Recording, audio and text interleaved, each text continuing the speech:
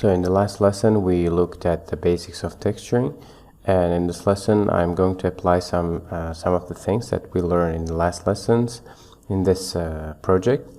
I'd like to give materials and textures to these models.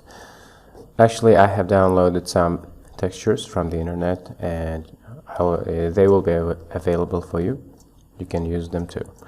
Now let's go to render view quickly and give this ground, this plane ground texture. Let's create new material and call it ground.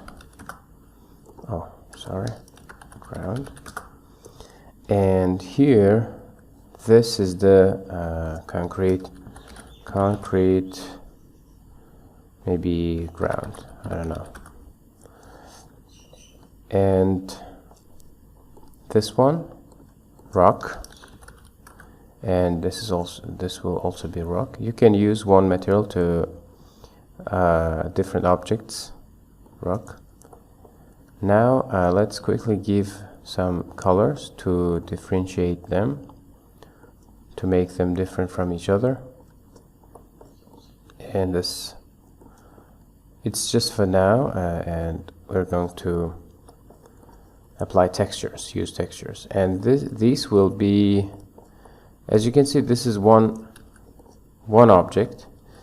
And actually, if I give you a material, if I give this object a material, let's give a house wall, and if I change this a bit, right, everything changed because this material gets applied automatically to all parts of the object. But actually you can use different materials for different parts of the object. For example, let's come here and go to edit mode and choose face selection. Select this face, Control L, and I selected the whole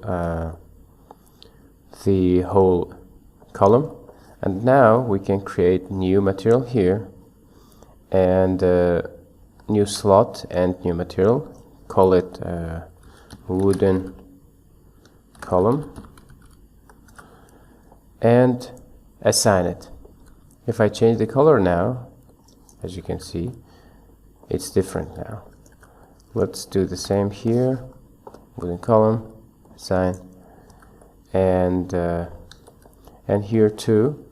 It is not going to be wooden column, but I think something else. You can select one face and control select the other, and Blender automatically selects the faces between them automatically. And here will be wooden floor. Assign wooden floor.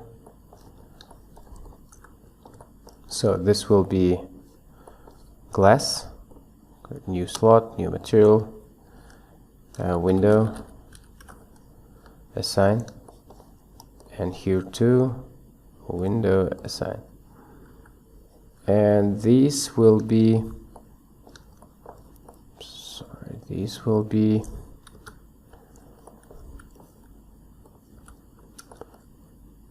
you can alt select the middle of two faces to select the face loop. Shift B to come closer to one part, Shift B. Alt Shift select, Alt Shift select. If you select the middle, the connecting edge of two faces, when you are face selection mode, Blender automatically selects the face loop. Now, new material, give new material, call it metal frame, maybe metal frame, window frame, right? And assign it. It's going to be something like this, darker color, yeah. And now I think we should change the top of the house too. Give it a different color, maybe something like something dark, right?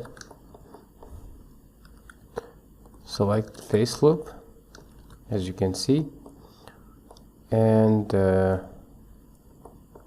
select this face, control select this, control select this, and select these faces too, and give it a different material. Let's create new slot, new material. So it's going to be called roof. It will be darker something. I forgot to assign it. Let's make it dark. Yeah, dark roof. And actually we can just select this face loop and extrude it a bit. Alt E and extrude along face normals. Something like this would be great. Yeah. Now I'm going to, as you can see, there is, and one more thing. We can see that the bottom of this part hasn't the same material assigned. Yeah. I selected it. I select the bottom part. You can select the bottom part like so, Alt, and select the middle or the connecting edge of two faces, and Blender automatically selects the face loop. We can also add some edge here, edge cut, loop cut, sign, something like this. And these wooden planks will have, I'm selecting one face in each wooden plank, and Control L to select all of that, and give wooden column material. Yeah, like so. Now I think we have given materials to all objects. Now it's time to give some textures. Let's go to shading view. Look from the, we don't have to look through the camera. Select this plane, wooden plane, and I'm going to bring in some of the textures that I downloaded from the internet. So these are ground textures that I downloaded. If you haven't watched the previous lesson, the lesson about textures, please watch it. Now we are going to connect these to this. Shift A. You don't have to do anything here. Roughness to roughness, and A, vector, normal map, and color to color, normal to normal. And as I told you in the last lesson, you should change the color space to non-color here and non-color here. But as you can see, it's way too big. The grass especially. We can change the scale of the texture. Now the texture is just projected on the surface without any scaling. You can actually change this. Control T, select one image and press Control T. If you don't see texture coordinates or mapping nodes, you can come here, edit preferences, and activate one add-on, Blender's built-in add-on called Node Wrangler. As you can see, we are going to talk about these add-ons in depth in a separate chapter. And select to connect vectors to vectors, and you can change the scale here. You don't have to change Z, we can change X and Y. And if you increase this number, the texture size or the texture decrease, as you can see, right? Let's increase it more, maybe, I don't know, maybe 8. Yeah, and as you can see, you have repetition or repeating patterns, right? You can see it like this.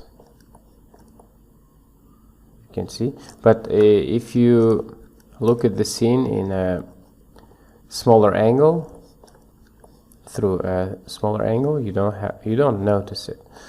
This is because our texture that we selected to use here is not seamless. Actually, it's seamless, but anyway, you see some repetition. Seamless means even though you scale it down, you don't see any repetition in the pattern, but we will talk about this more in detail, what is seamless and what is, I don't know, seamful. So we will learn more about that later. Now I think to increase it even more, like so. And now let's give ground concrete texture. So we only need these. Diffuse, it means base color, and we need roughness and normal. Shift A, vector, normal map, color to color, normal to normal. And again, we change this to non-color for roughness, and for normal we change these to non-color. And now, as you can see, there is a problem here. The texture is stretched too much because of projection mode. Now there is something called UV. We aren't going to talk about this in detail now because it's a big topic. We're going to cover it in a separate video, but for now we try to fix this problem automatically. Control T again. Do not forget to enable Node Wrangler add-on, like I showed you. Connect this vector to vector, and as you can see, there is a texture coordinate node, and we can see it's UV projection mode. You can choose generated, and it should fix the problem because generated is a kind of automatic mode, and when you use generated you have to change this to box, and box here and box here.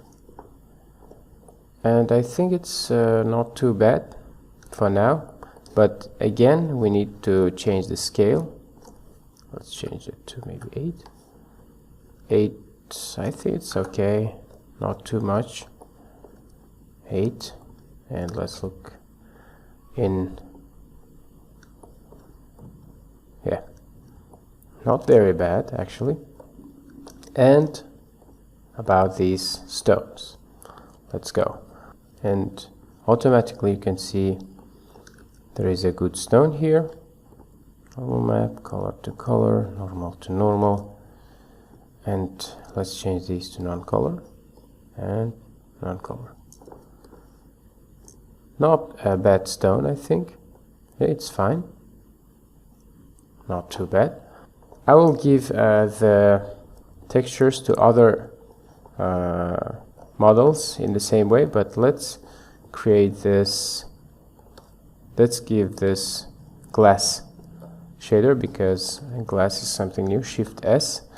I chose window, and I'm going to change this principled node to glass node. Actually, you have glass shader node here. Glass BSDF, and roughness is 0. I think this is okay. We don't have to change anything.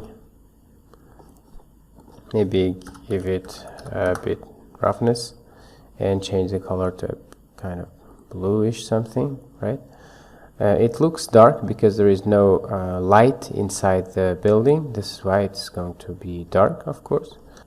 Let's say they have covered the windows with curtains inside the room, and I'm going to give more textures the same way, so we can stop here